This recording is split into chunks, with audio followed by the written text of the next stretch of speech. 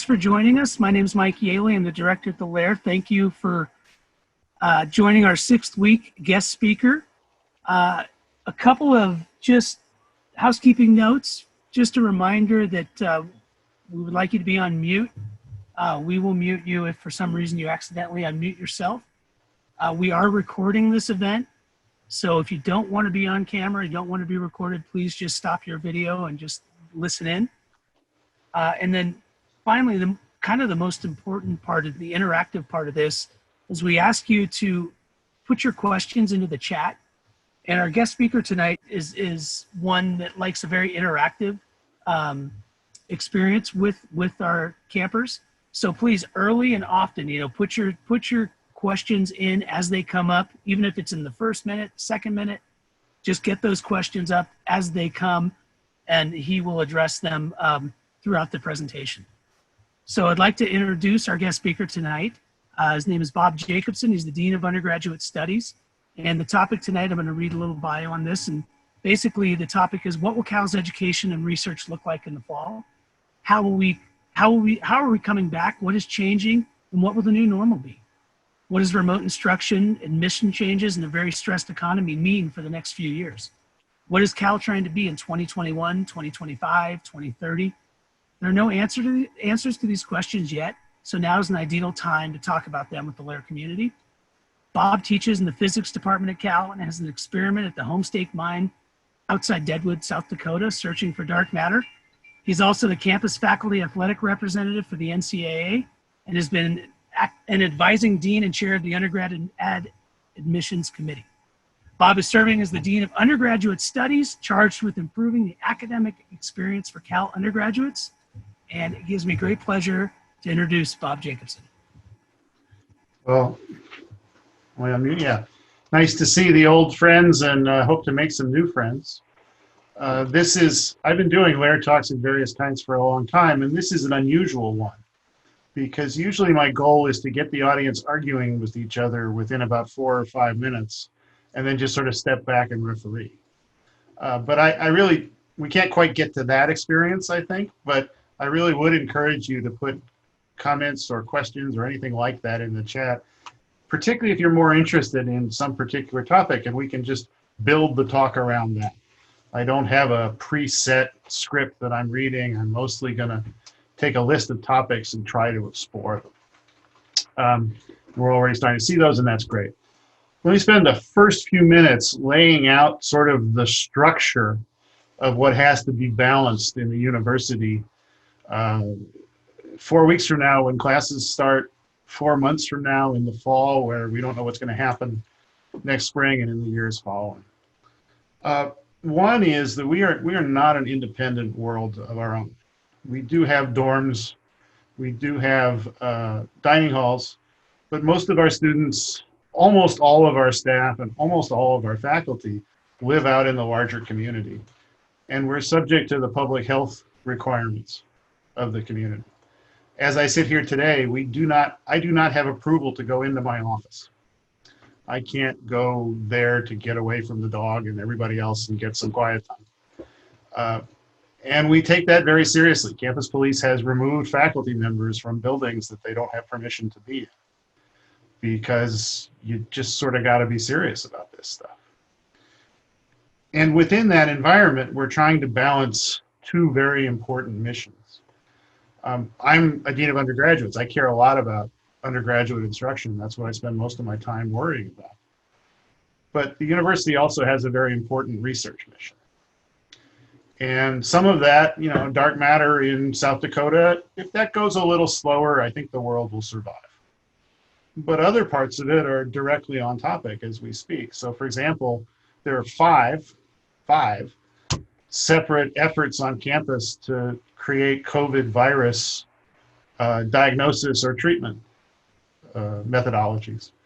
We're running 2 very large studies. I'm not a physician and I don't know the details, but I've been to campus 3 times to spit into a little tiny tube as a sample of one of these. And in fact, let me show you, I wasn't going to show a lot of pictures, but let me share two pictures with you very quickly. For those of you who know campus, this is right near Pat Brown's Cafe. And it's just an open air area. This is 2 faculty members, 2 doctors from Tang, a couple of staff members, and a lot of students. Jennifer Dowden is on the far left, who have formed an effort to do one of these massive testing regimes to simultaneously get good data as to how well a test they've developed for COVID virus works, and also how it spreads through a population, what the risks are in this population, et cetera. The process is, here's the little spitting thingy, and this is a student who's testing it, and these are 2 students. I know this is a student because I know her. I think that's a student. Behind a curtain to keep them safe. The logistics of testing 1,000 people a week are reasonably significant. That's how to do that is a research effort in and of itself. So it's not just classrooms. Part of the task that's in front of us is to figure out how to manage all of this stuff.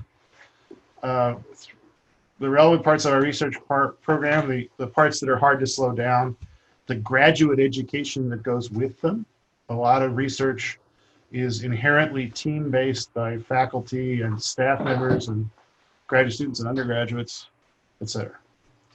On the other hand, we do have a mission to teach our 40,000 undergraduates.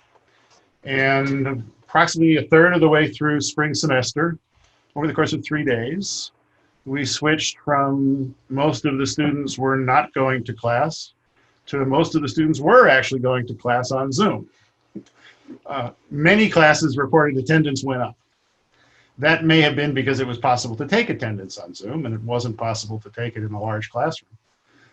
It may be because of the novelty, but by the end of the spring semester, we hadn't really gotten good at that. We'd gotten okay at it. Berkeley students are amazing people. And in theory, if you give them a book, they can figure it out. But a lot of teaching is motivation. It's correcting misunderstandings before they get put in place for too long that they cause a problem. It's allowing people to talk about what they know and what they don't. And all of that is really hard to do on Zoom. Presenting, like I'm doing now, pretty good.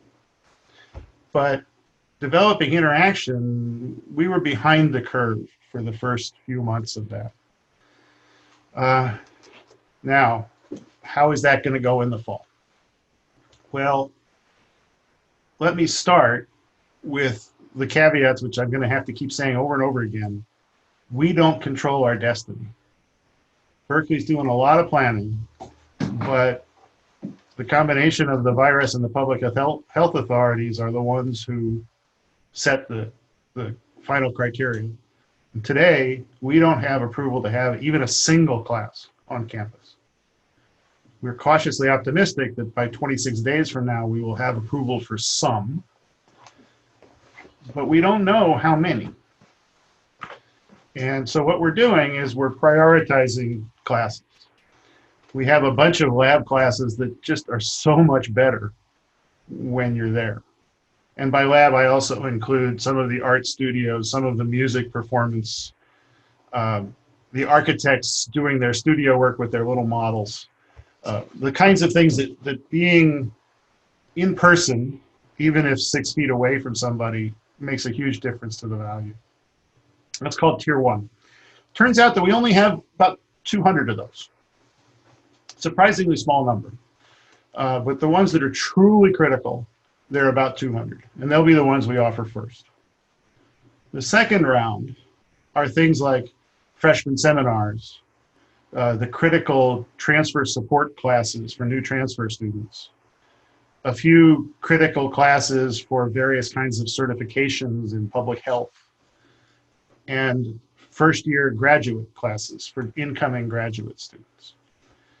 And if we get approval, there are about another, I got it here, 280 of those. So now we're pushing 500. Anybody know how many classes there? Oh, see, this doesn't work. If you were all sitting on the benches, I could say, hold up your hands for how many classes you think Berkeley has. How many classes do you think Berkeley has? Just hold that idea in your head for a second. 2,000? 4,000? 6,000, 8,000, 10,000? The right answer is that in any given semester, we offer about 6,000 separate courses. Lots more sections, right? There, you can take a lab course at a zillion different times, but it's about 6,000 classes. So 500 is a small fraction.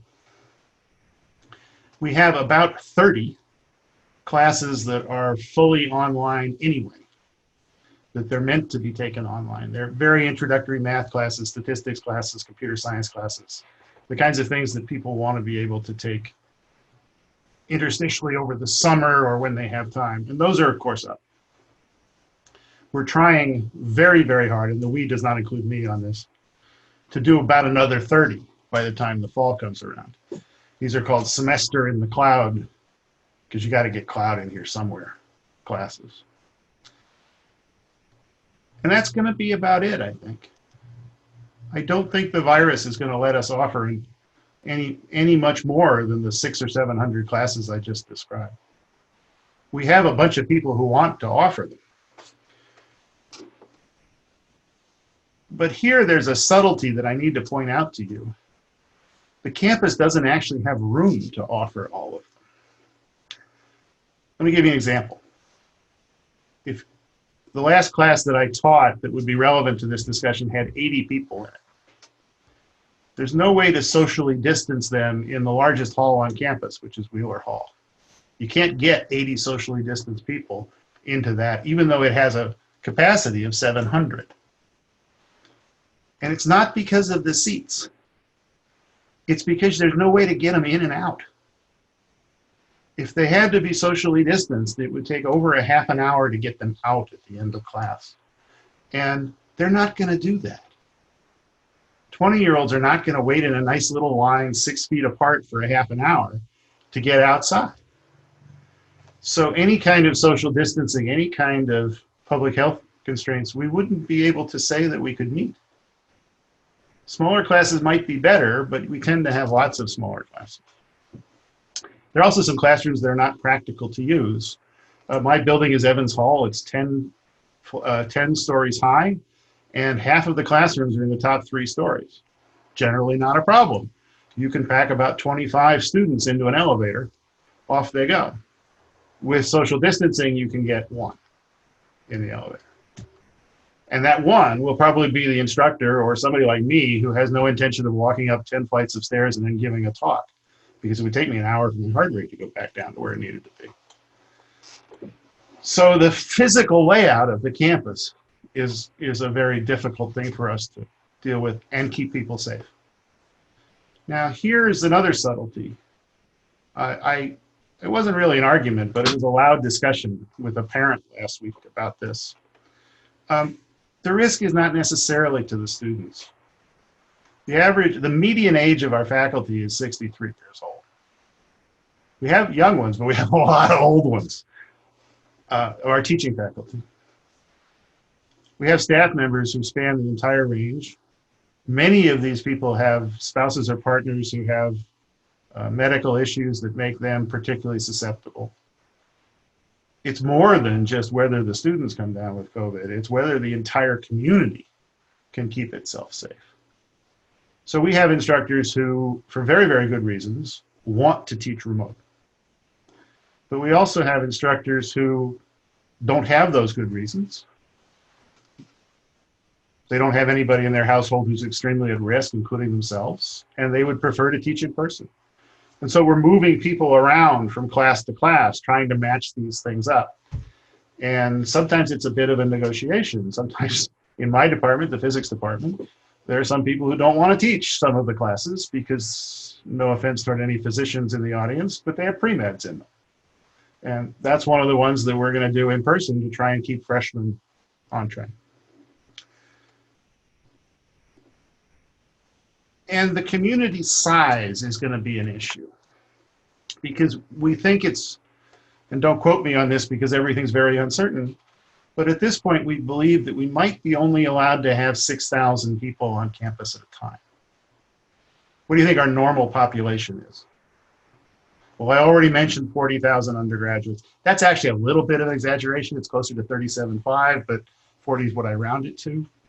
There's another 6,000 graduate students, and on top of that, there's the faculty and the staff. On a good day, there's 60,000 people on campus. So that's a factor of 10. And the reason for it is they all have to get there somehow.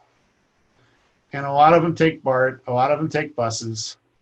The ones that walk and take bicycles are not a public health issue, but there aren't very many of those. So there's just a limit to what we're going to be able to do. Now, in the interest of full disclosure, for those of you who've never heard one of my talks, I was a Cal parent. I've been through the experience of having a kid go to Cal at the beginning and experience that freshman first time. And just out of coincidence, my youngest is going off to college on the East Coast this summer. He's been told to show up 2 weeks early to be self-quarantined because they don't trust anybody from further away they can walk, apparently. We have a hard problem because we want our freshmen to show up. I've been told, at various, people like to think ill of me. I've been told that that's a money grab, and maybe it is. I've been told that that's because we can't think of anything else to do, and maybe it is. But what we really believe is that we're an educational institution, and we would rather you learn stuff for a year than not. It's a pretty blunt calculation. We think you should spend 4 years graduating and get on with your life rather than 5 years graduating and getting on with your life. Regardless of how good a gap year is, we think education is better. Well, now how about staying home? Well, if you've been paying attention to the news, you've heard that until today, there was an issue where international students were being asked to stay in their home countries if they were all online, and if they were in the United States, to take their courses in person. I'm not going to debate the politics of that. I think it's very likely that we will have 1,000 students not in the United States taking a completely online program this fall. Please don't expect that that's not 800 or 1,200, but I mean, that's not an exact number, but that's approximate. We're probably going to have 25,000 students staying home in California and taking a completely online program. The issue is, it's the individual international students had an issue, and I don't want to take anything away from that, but from a sheer numbers, it's the California students that we have to figure out how to serve online. In a good year, we would have about 10,000 beds for freshmen and new transfer students, and about 96, 95, 97% of our students would be in those. This year, we can't offer a bed to every one of our incoming students. The difference is perhaps not so miserable. Maybe that's a bad choice of words. I'm going to regret that word.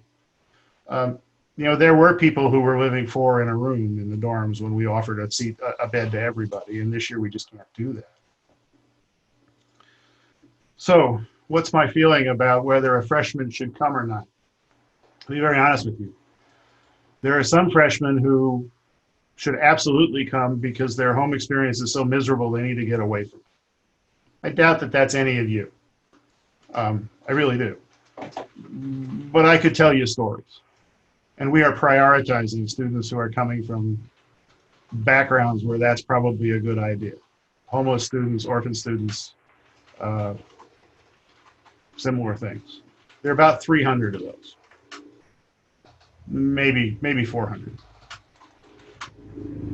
The other 5,200 beds are going to be given out pretty much by lot, pretty much randomly.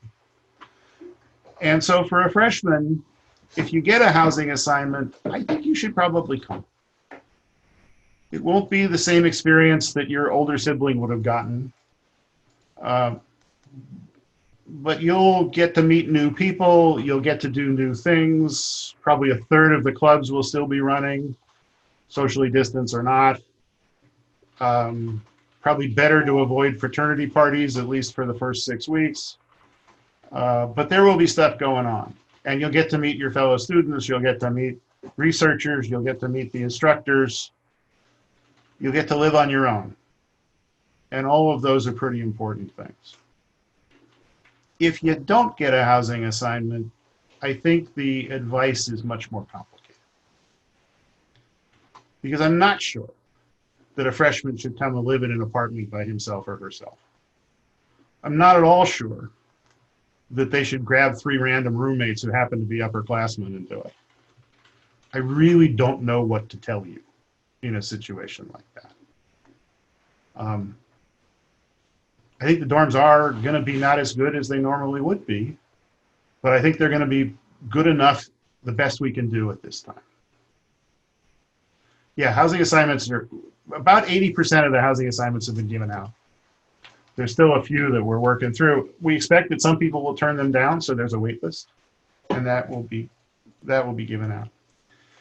I think the most likely thing that will happen in the fall is that there will be some classes that have, you remember that 80-person class I just described?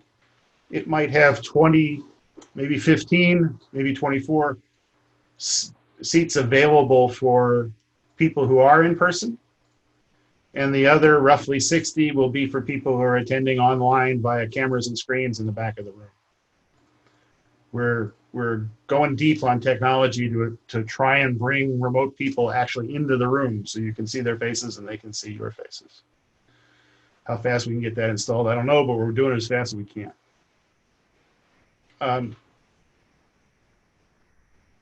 Even the ones who are in Berkeley are probably going to be taking some of their classes online. It might be a class where they go one day in person and go online another day, or it might be they have one class that meets in person and another one that doesn't. But the numbers are relentless. We've got to figure out how to do that. And we want to use as much of the available in-person time as we can while still having to figure out how to keep buildings open for research, because we have to do that too. We're lucky in some sense. Some of our sister UCs have their buildings arranged in such a way that it's hard to do social distancing because you've got lots of students charging past the labs every time a class changes. And ours tend to have, Northern California, we seem to put more doors in buildings than they do in Southern California. So we can route people in and out of buildings and things like that. We're literally working toward having little blue and gold footsteps on hall floors for this is how you get in and this is how you get out, to try and avoid people running into each other. It's going to be really critical that the students go along with this. You may have read that we had approximately 100 positive tests. Those weren't actual, symptomatic cases. They were positive tests. A lot of young people, again, I'm not a physician, but a lot of young people will get a positive test without gross medical risk symptoms. Half of those were traced to a series of parties on Fraternity Row. The other half were probably other large gatherings on city streets. And everything you've read in the newspaper about how this spreads is true. If you put a lot of people together and you have them sing or shout or just in general exchange air without masks. I notice very few of you are wearing masks at the moment. I feel like I'm less than 6 feet away, so I'm nervous about the whole thing. There's someone reaching out to hold. It's true. And one of the biggest things we're going to have to do is enlist these 18 to 24-year-olds in building a community that will take this seriously.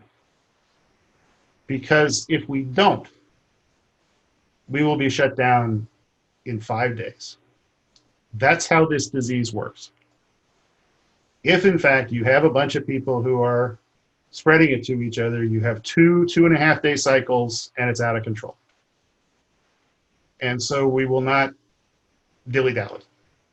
If we see a great increase in cross-infection, and we're going to be testing like mad, that 1,000 tests is going to grow substantially, we won't have any choice. A lot of the stuff you've been seeing in the newspapers, particularly those of you from Southern California, are about a small fraction of the population going into a bar. Picture a bar. How many people has it got in? 30, 40, 50. Fewer now. About the size of a classroom, maybe. In many ways like a classroom, except more fun. Now do that 200 times a day. Do that 500 times a day. And you can see how rapidly this can get out of control. So masks and social distancing and washing hands and being tested and, for the love of God, not going to parties is gonna be, it's just gonna have to happen. Are there any studies measuring the effectiveness of online learning? So I'm a physicist, right? My whole thing is doing experiments that prove theories wrong. I spend years doing experiments to prove theories wrong, and I do it to 3 significant digits. Research in education is not like that. Research in education is a really good story where you've forgotten the punchline. It's very anecdotal. It's very specific to the environment. Remember I mentioned that we have 30 purely online classes? One of them is by a faculty member by the name of Philip Stark. It was really one of the very first times that anyone had tried to do a fully online. There is no human that you talk to. You can watch presentations, but you interact with the machine. Statistics course. And it is, by all indications, fantastic. Because the machine builds data and makes problems and lets you explore it and makes the graphs and it comments on the graphs, and it's an interactive tutor in real time. You get feedback every minute or 2 as you work, and you learn very, very rapidly. It's great. Research shows it's great. Nobody knows how to do this with a writing course. Nobody knows how to do this with a history course. But we're trying. We make the distinction between online instruction and remote instruction. Remote instruction is a lot like what we're doing now. We're trying to make it as close as possible to an interactive course where we would be closer, except we have this glass screen in between us. Whereas when we say online, we mean something that is delivered by the machines. And we really don't have that many truly online courses. Most of what we will be doing is remote. In case you hear the word, there's also courses which are called hybrid, where the majority of it is remote, is through the screen, but there is some in-person piece. Labs will probably be hybrid. And in-person is clear, I think. And then there's ones that are called flex. If you hear that word, flex or flexible, that's these ones where you come on Tuesday and your friend comes on Thursday and we rotate you through the thing. If an outbreak were to occur, keep the questions coming, please. If an outbreak were to occur, what would happen to those in the residence hall? I forgot to ask this earlier. Are you guys all familiar with the geography of Berkeley? Did you go to Berkeley or have enough extension of Berkeley that when I refer to a building, you probably know where it is? Should I put up a map? I don't normally get to do that. So Foothill dorms are very different from our other dorms. Most of our dorms are great big high-rise buildings accessed by elevators or narrow stairways with traditional sort of long haul layouts that connects everybody. Foothill isn't that way. It has a lot of connections to the outside world. A lot of the access is on, they're not really balconies, but they're walkways along the sides of the buildings with doors that go into the inside. And the internal building is ventilated directly to the outside, not down these long halls. So Foothill is going to be the dorm that we move a student to if they test positive or they start to show symptoms. We're going to hold that out. It's one of the reasons we don't have as many beds, is that's going to start off on the first day of orientation empty. It's fully staffed, but empty of students. And, you know, fingers crossed, God willing, it'll never get full. But the best we can do if someone shows up positive is to remove them from whatever their living arrangement is and put them in this where they really can be functionally isolated. They'll be eating boxed meals, but for 2 weeks they're going to be doing their online learning from a room that's going to get very boring after the first 5 or 6 days. But we just have to do that. Some of them will probably want to go home in that case. Depending how far away home is, really that's up to them. But traveling while you're sick is not such a great idea. Having your parents come get you in a car, it might not be such a great idea. Having your old parents come and get you in a car is definitely not a good idea, unless they've already had it. And even then, probably not. So the best available option for someone who tests positive is probably going to be a room in Foothill. Foothill's actually very nice. Some of the rooms have a view. It's the best dining hall on campus, as far as I'm concerned. But it's not where you want to be. And it's probably better to not get it. So advice for the class of 21's senior year focuses. Class of 2021 high school, or class of 2021, I don't know how to ask this question. So, Nicole, I've got you there. 2021 high school or 2021 Berkeley?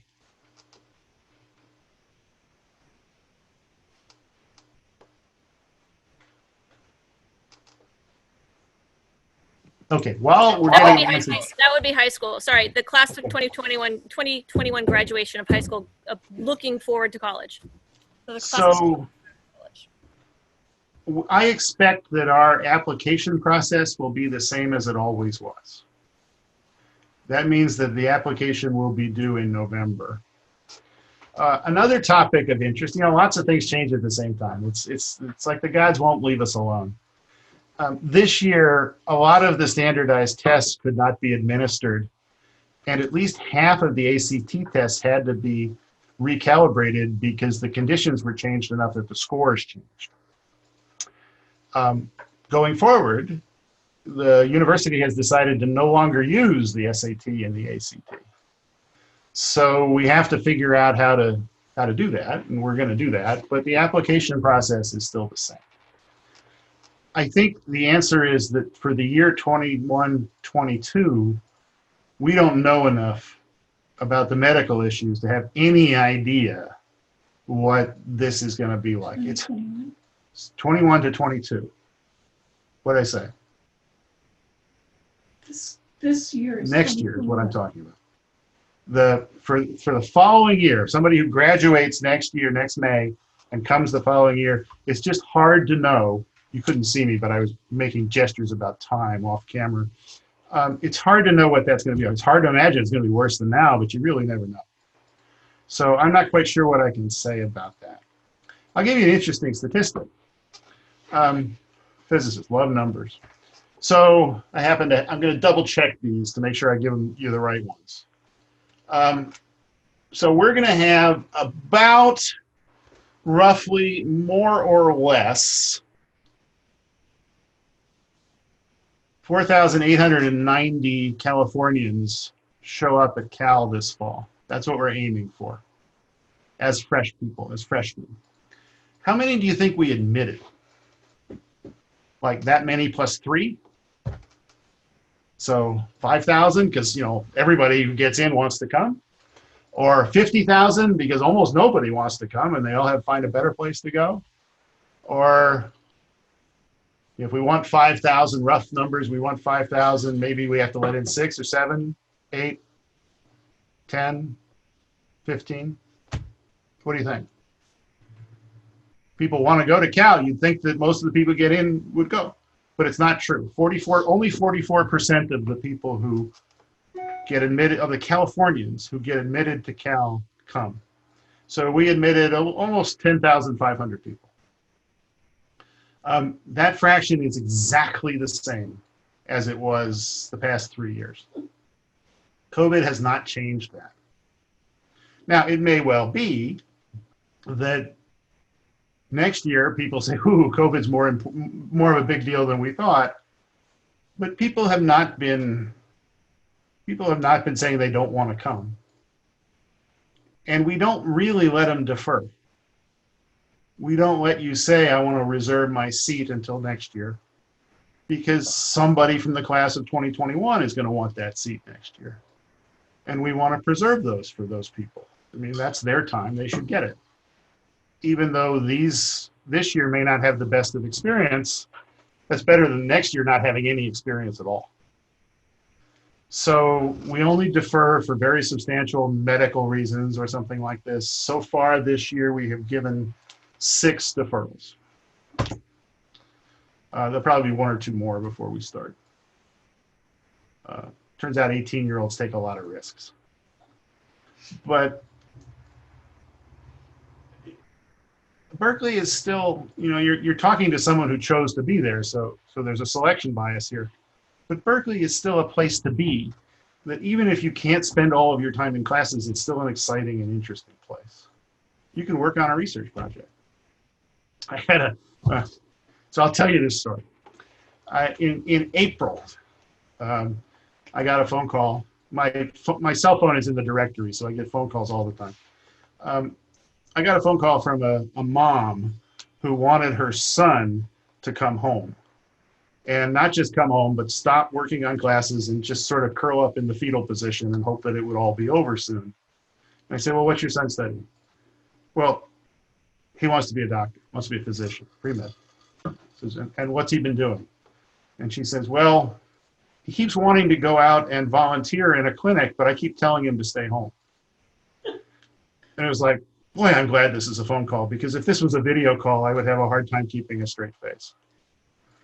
There are just so many opportunities to do things other than formal classes in a big academic community that, yes, it will be hard for freshmen and returning sophomores and new transfers.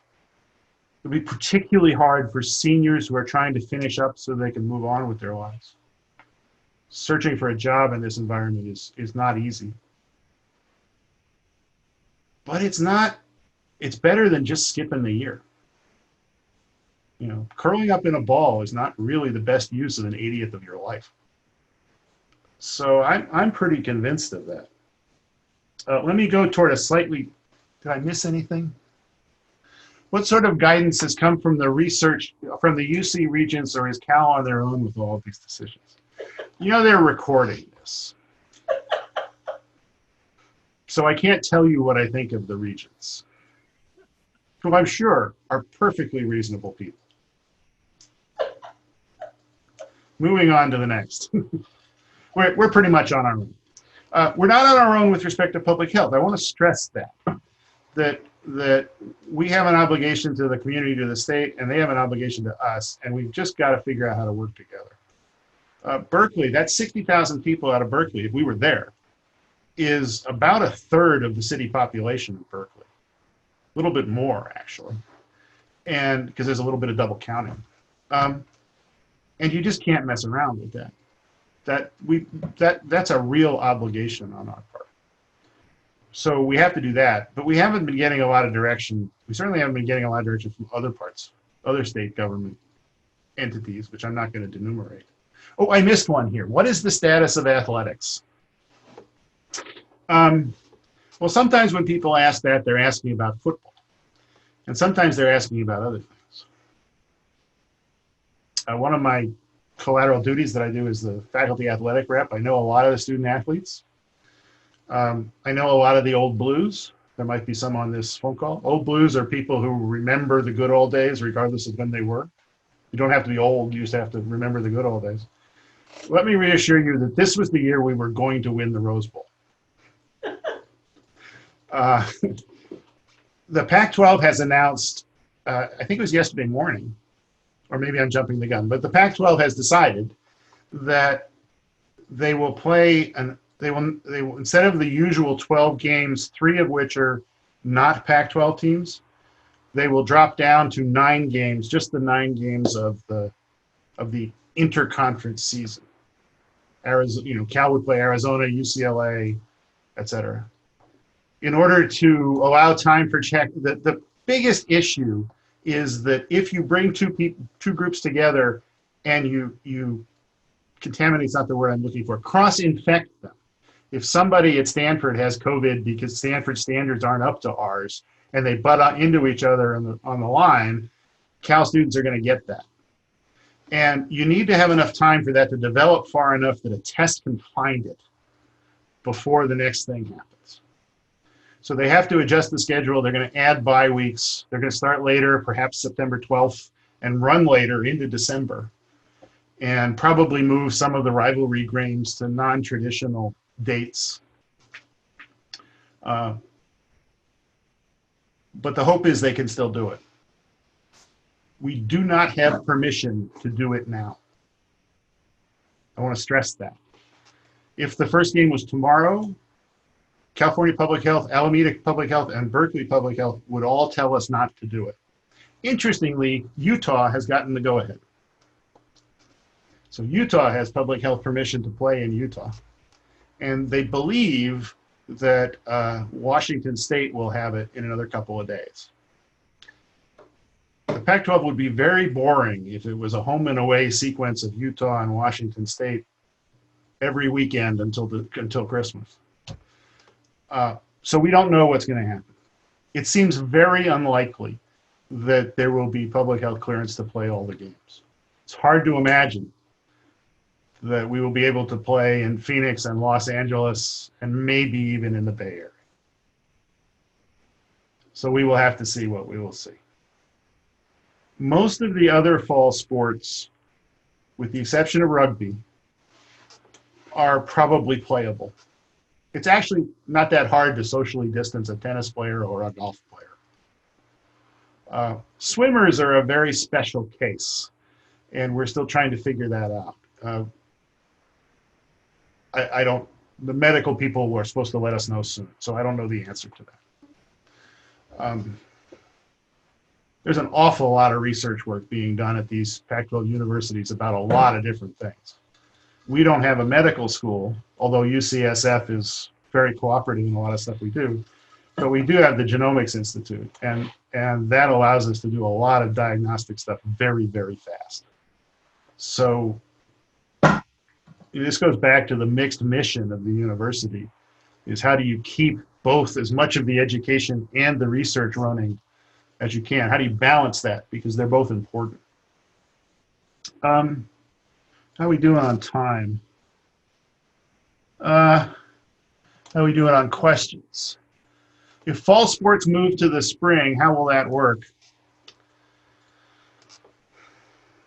They told me that this was going to end up on YouTube, but I'm going to be brave. I don't think it will work. Do any of you know, well, see, if we were all in a room, I could point at a couple of people and have them tell stories. So I'll tell the stories. If you know a student athlete, a Division I student athlete, recruited student athlete, you know that their sport is a big part of their identity. If you walk up to one and say, "Hi, I'm Bob, who are you?" They'll say, "I'm Joe Boggs, I pitch." or "I'm Cindy Boggs, long distance swimming." They won't tell you they study physics or history or whatever else they study. They'll go first to their identity as a student athlete. Maybe they'll go to academics yet after that, or they'll maybe go to, "I intend to be a doctor, I intend to be in business." That's 50-50, but they will always talk about their identity as an athlete first. And that's okay. They put a huge amount of time into that for a lot of years. They've reached really incredible levels of performance.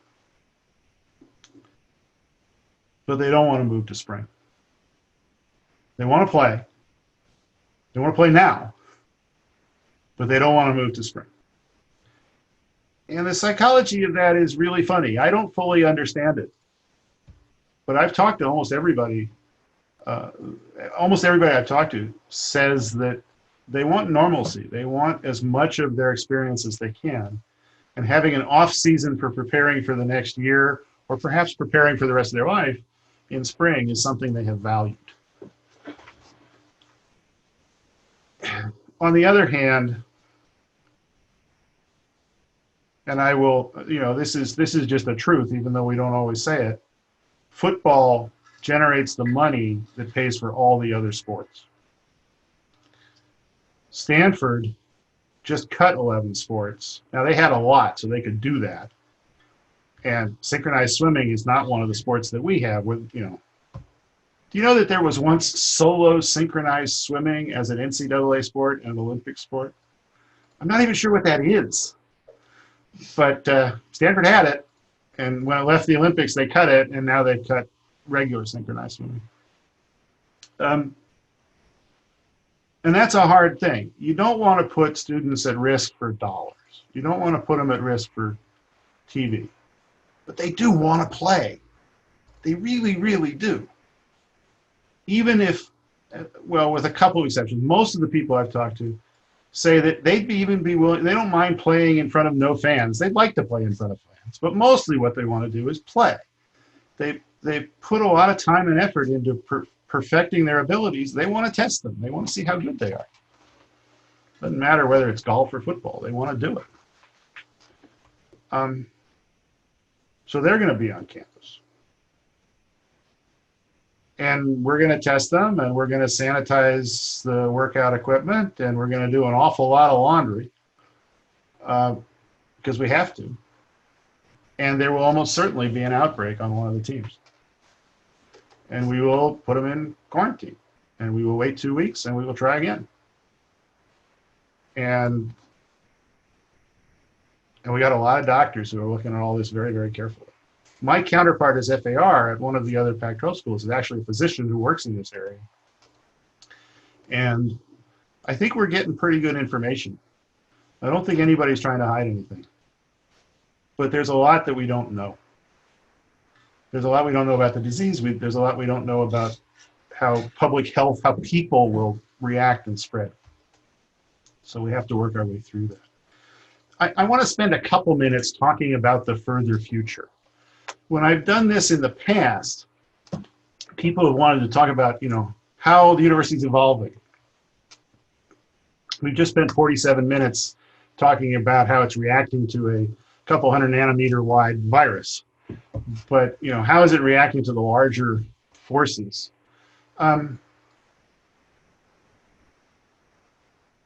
me tell you a story. I like stories.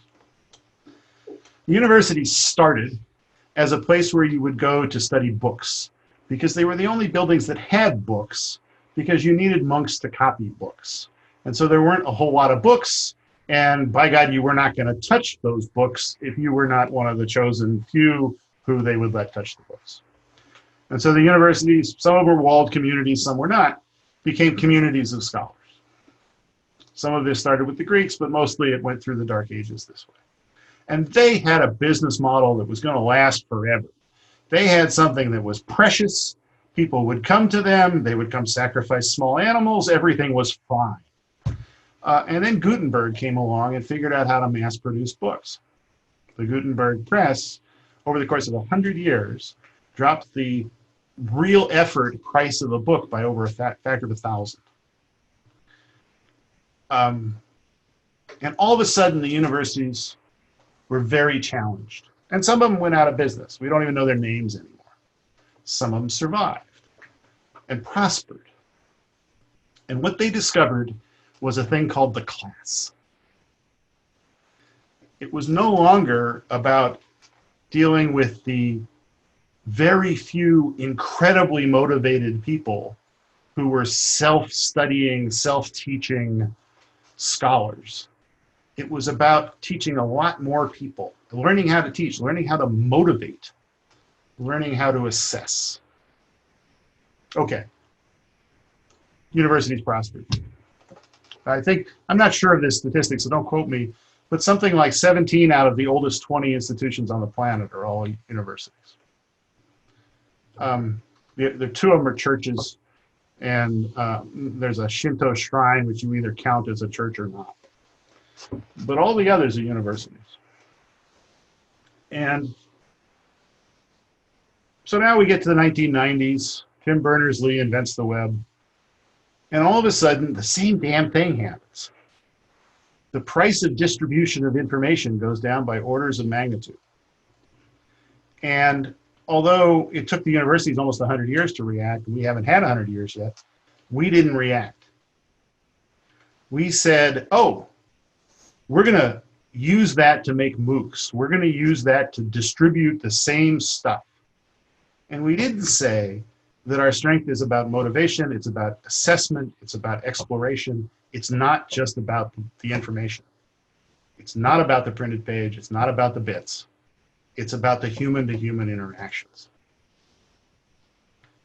Now, Berkeley has not been in the best place on this. If you go to the dreaded junior college across the bay or Harvard or MIT, the classes are much smaller, they're much more interactive, there's a lot more give and take among various levels of expertise. It's more of that model that succeeded. And big state schools like Berkeley, like Michigan, Indiana, I've learned an awful lot about the University of Washington in the past month, have, in some sense, scale has gotten away from that. On every metric, no matter what kind of special population you want to ask about, we've got more of them than the entire Ivy League put together. Because we got more students than the entire Ivy League put together. Actually, that's not, you have to not count Dartmouth for that to work, but nobody counts Dartmouth. So how do we transition to this modern world? Well, we're doing the experiment right now. We're learning how to be better at teaching students, not necessarily in person, and trying to make it more interactive. And some of it's succeeding. We have a few instructors who are actually doing a better job.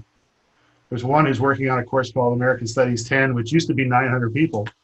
It's still going to be 900 people, but he's figured out a way for him and his student teaching assistants to actually give individual attention. Not a lot, but more. And because he doesn't have to commute, and he doesn't have to spend time getting them in and out of the office, and he doesn't have to spend all sorts of other stuff, he can focus on the interaction. So we're learning. Berkeley will always have bricks and mortar, at least until the earthquake. We'll still have bricks, they just won't be stacked as nicely. But we're going to bring this other stuff to it too. And I think we've learned an awful lot. I think we're looking at it in a different way than we did 6 months ago. Yeah, shaking us up, that's probably a good thing. Maybe we've gotten a little complacent. Okay, let me check on this. You guys aren't asking enough questions. I get paid by the question. Let's see what else is in my notes. You've got one there, Bob, a new one. Is there some kind of formal practice at Cal for instructors to share best practices and such for learning how to instruct online? Yeah. So a year ago, all we had were 3 email lists and a lunchtime seminar series where people would come and talk to an audience of about 20. And given that we have roughly 1,500 instructors among the faculty and plus lecturers and GSIs to do those 6,000 classes, that's not very many. This has basically exploded. We now have stored videos of people presenting what they're doing. We have an organization called the CTO, Center for Teaching and Learning, that has 3 full-time employees who are trying to gather best practices and ship them around and get feedback as, yeah, it was best over here, but maybe it's not best over there, and here's how to know the difference. And we're accumulating this kind of information very, very quickly. Education is just terrible at not reinventing things. In physics, you don't get any credit in your career if you rediscover Newton's law of gravity. It's been done, it's been around for hundreds of years. Really, you don't need to do that again.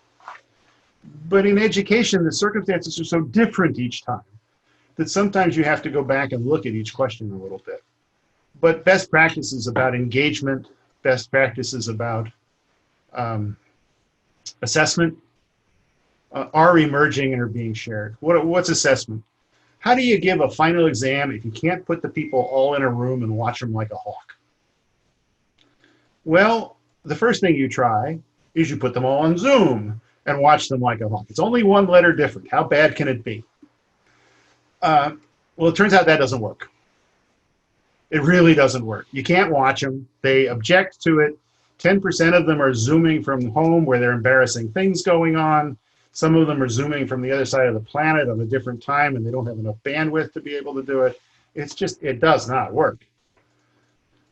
So then you bifurcate. Then some of you double down on more and more intrusive forms of proctoring. But what really seems to work, and we only have one cycle on this, we're doing another cycle this summer, and then we'll go into the fall, is to design final exams that it's hard to cheat on. Final exams that have questions that you can't look up on the web, and the instructor knows that because she's tried to look them up on the web. Final exams that require information from 2 different parts of the course. Because if you look up on Chegg, which is a website that has this kind of stuff, all the answers are organized by book chapter. So you do one that takes more than one chapter. You switch to essay questions.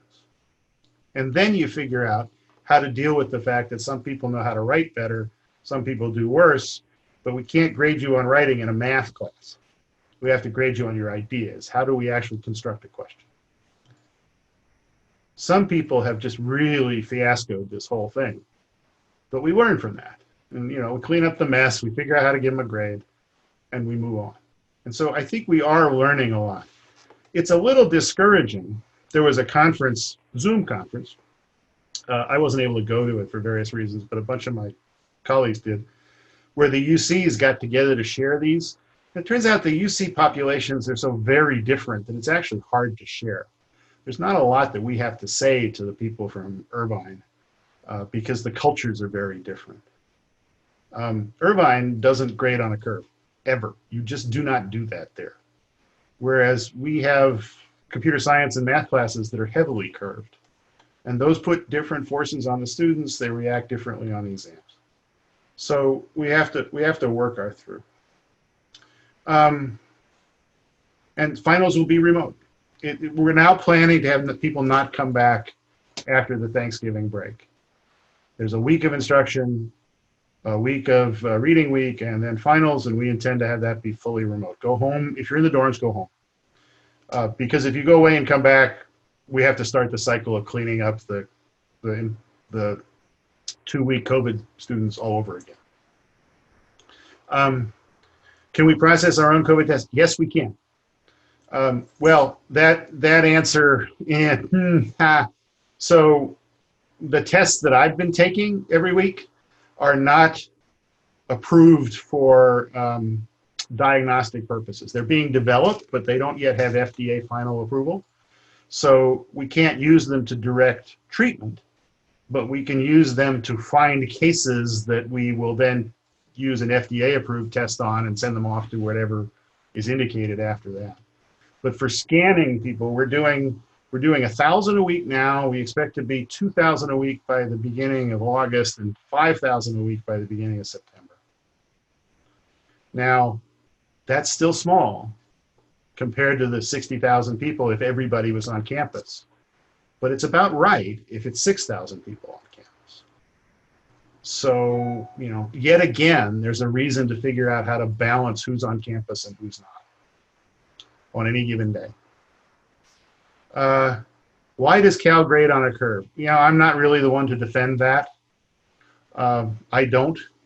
The story I tell my students is when I went to college, I felt like I was not qualified to be there. I had a terrible case of imposter syndrome. I was not doing particularly well, but I got back my first exam and I had a 97 on it. And I felt really, really good. And I had never heard of grading on a curve. The high school I went to did not do it until I discovered that the class average was 98 and I had the second lowest score. That's a bad exam.